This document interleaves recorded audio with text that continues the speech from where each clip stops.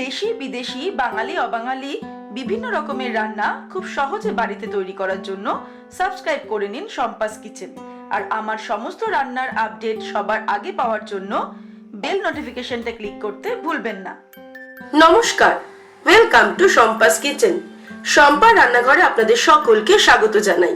আজকে আমি তৈরি করব বাসি ভাতের পকোড়া বা লেফট ওভার রাইস পকোড়া। যদি আমাদের রাত্রেবেলায় ভাতটা বেশি হয়ে যায় বা দিনের বেলায় ভাতটা বেশি হয়ে যায়, সেক্ষেত্রে কিন্তু আমাদের ভাতটা ফেলে দিতে খুবই কষ্ট লাগে, কারণ খাওয়ার জিনিস নষ্ট করাটা একদমই উচিত নয়।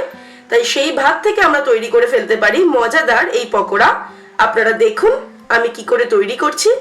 খুব সুন্দর খেতে লাগে এই পকোড়া। আপনি চা বা কফির সঙ্গে কিন্তু এই পকোড়া গরম গরম সার্ভ করতে পারেন। আমার রেসিপিটা ভালো লাগলে অবশ্যই রেসিপিটাকে লাইক করুন, শেয়ার করুন।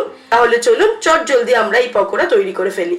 বাসি ভাতের পকোড়া বা লেফট ওভার রাইস পকোড়া তৈরি করার জন্য আমাদের যে উপকরণগুলি লাগবে সেগুলি হলো, আমি গত রাত্রের বেঁচে থাকা ভাত 2 কাপ নিয়েছি, বেসন, ধনেপাতা কুচি, আদা রসুন কুচি, কাঁচা লঙ্কা কুচি, হলুদ গুঁড়ো, লঙ্কার গুঁড়ো, পেঁয়াজ কুচানো, চাট মশলা, গরম মশলার গুঁড়ো, আর এর সঙ্গে লাগবে স্বাদ অনুসারে নুন আর সাদা তেল।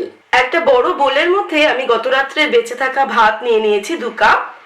এবার এর মধ্যে আমি অ্যাড করলাম পেঁয়াজ কুচানো, 2টো মাঝারি সাইজের পেঁয়াজ আমি কুচিয়ে নিয়েছি, লঙ্কা কুচি 2-3টে কাঁচা লঙ্কা, এটা নিজেদের স্বাদ অনুসারে ঝালটা নিতে হবে, ধনেপাতা কুচিয়ে নিয়েছি 1 মুঠো, বেসন দেব 3 টেবিল স্পুন। আমি বেসন প্রথমে দিচ্ছি, তারপর যদি প্রয়োজন পড়ে মাখার সময় সেক্ষেত্রে একটু অ্যাড করতে হতে পারে।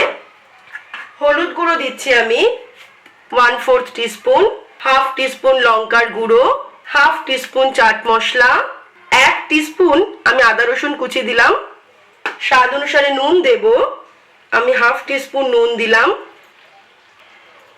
এবারে গরম মশলা অ্যাড করব, 1/2 টিস্পুন মতো আমি গরম মশলা দিলাম। সব উপকরণগুলো মেখে নেব। প্রথমেই আমরা জল অ্যাড করব না, প্রথমে মাখতে থাকবো। যদি জলের প্রয়োজন হয় সেটা মাখতে মাখতে বোঝা যাবে, সেক্ষেত্রে তখন অল্প পরিমাণে আমরা জল অ্যাড করব। একটু হাতে প্রেসার দিয়ে দিয়েই মাখতে হবে, যাতে আমরা একটু মিক্সচারটা একটু আঠা আঠা ধরনের হয়। মানে এরকম ভাবে আমরা একটুখানি করে করে দেখবো যে আমরা এরকম ভাবে পকোড়ার মতো এটাকে শেপ দিতে পারছি কিনা।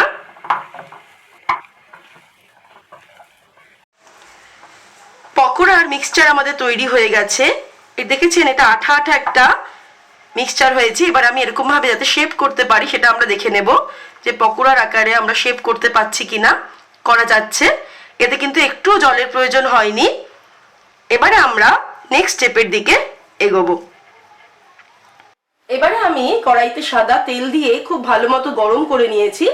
গরম হয়ে যাওয়ার পর আমি ফ্লেমটাকে মাঝারি করে নিলাম। তারপর আমি পকোড়াগুলো ছাড়ছি। ছোট ছোট করে পকোড়াগুলো ফ্রাই করব।